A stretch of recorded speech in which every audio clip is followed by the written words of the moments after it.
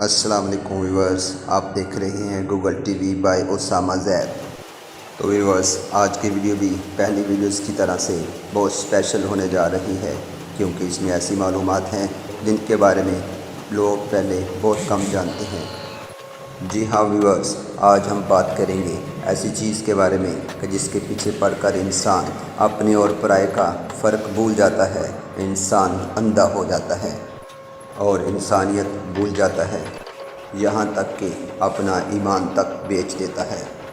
جی ہاں ویورز، ہم بات کر رہے ہیں پیسے کی۔ اس ویڈیو میں آپ دیکھیں گے ہاؤ منی از پرنٹڈ، کہ پیسہ کیسے بنتا ہے، پیسے کو کیسے پرنٹ کیا جاتا ہے۔ پرنٹنگ پروسیس کے علاوہ آپ اس ویڈیو میں یہ بھی جان سکیں گے، اس میں اس سوال کا آپ لوگوں کو جواب ملے گا کہ جب کسی بھی ملک کی گورنمنٹ خود اپنی کرنسی پرنٹ کرتی ہے تو پھر وہ اتنی زیادہ کرنسی پرنٹ کیوں نہیں کر لیتی تاکہ ملک میں سے غربت کو ختم کیا جا سکے۔ ویورز، اس سوال کا پہلا جواب تو یہ ہے کہ کسی بھی ملک کو کرنسی پرنٹ کرنے کے لیے انٹرنیشنل مانیٹری فنڈ IMF کی دیے گئے رولز اور ریگولیشن کو فالو کرنا پڑتا ہے۔ IMF بینک نے جو رولز اور ریگولیشن دیے ہیں کسی بھی ملک کو کرنسی پرنٹ کرنے کے لیے، ان کو فالو کرنا ضروری ہوتا ہے۔ کوئی بھی ملک اپنی مرضی سے کرنسی پرنٹ نہیں کر سکتا۔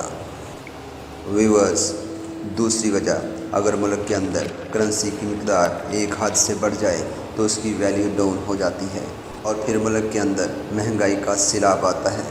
ویورز، ویلیو ڈاؤن ہونے کا مطلب کیا ہے؟ اس کا مطلب یہ ہے کہ بہت سارے پیسے تھوڑی چیزیں خریدتے ہیں۔ ملک کے اندر پیسوں کی مقدار جتنی زیادہ ہوگی اس کی ویلیو اتنی ہی کم ہوگی اور مہنگائی اتنی زیادہ ہوگی۔ میں اپنی اس بات کو ایک مثال سے سمجھانے کی کوشش کروں گا۔ ویورز، آپ بتائیے کہ آج سے 50 سال پہلے مہنگائی زیادہ تھی کہ آج ہے؟ یقیناً آپ کا جواب ہوگا کہ آج کے دور میں 50 سال کی نسبت مہنگائی بہت زیادہ بڑھ گئی ہے۔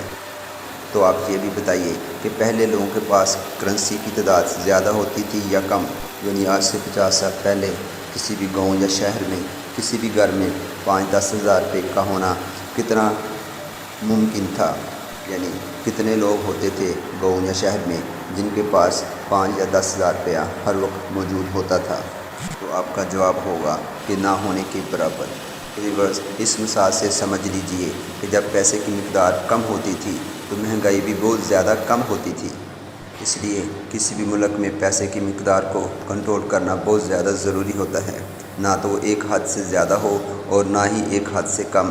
اگر کسی ملک میں ایک حد سے زیادہ کم مقدار پیسے کی ہو جائے گی تو وہاں پہ چیزیں سیل نہیں ہوں گی، قیمتیں اتنی کم ہو جائیں گی کہ چیزوں کی لاگت پوری کرنا بھی مشکل ہو جائے گا۔ ویورز، یہ ایک مشکل سوال تھا جس کو میں نے کوشش کی ہے کہ آسان طریقے سے آپ سب کو سمجھانے کی کوشش کروں۔ تو ویورز، آپ نے دیکھ لیا کہ کرنسی کیسے پرنٹ ہوتی ہے۔ اس کے لیے سب سے پہلے تو زیادہ تر ممالک وہ کاغذ خود تیار کرتے ہیں، وہ بینک خود کاغذ تیار کرتے ہیں اور اس کے بعد پھر اس کو کٹنگ کے لیے لے جاتے ہیں، ایک خاص مقدار میں ایک خاص سائز میں اس کو کاٹ لیتے ہیں اور اس کے بعد سب سے پہلے پرنٹنگ سے پہلے جو پہلا پروسیس ہوتا ہے اس میں آپ نے دیکھا وہ جس کو ہم تار کہتے ہیں۔ کسی بھی نوٹ کے اندر ایک باریک سی تار نظر آتی ہے، سب سے پہلے وہ ایک خاص مشین کے ذریعے وہ گزاری جاتی ہے اور اس کے اوپر پہلے سے ہی نمبر لگے ہوتے ہیں اور اس کے بعد پھر ایک دوسری مشین میں اس کے اوپر پرنٹنگ کی جاتی ہے اور اس کے بعد صرف ایک ہی مشین سے کرنسی نوٹ تیار نہیں ہوتے، 3 سے 4 مشینیں ہیں، 3 سے 4 مشینوں سے گزارنے کے بعد ایک مکمل نوٹ کی پرنٹنگ ممکن ہوتی ہے۔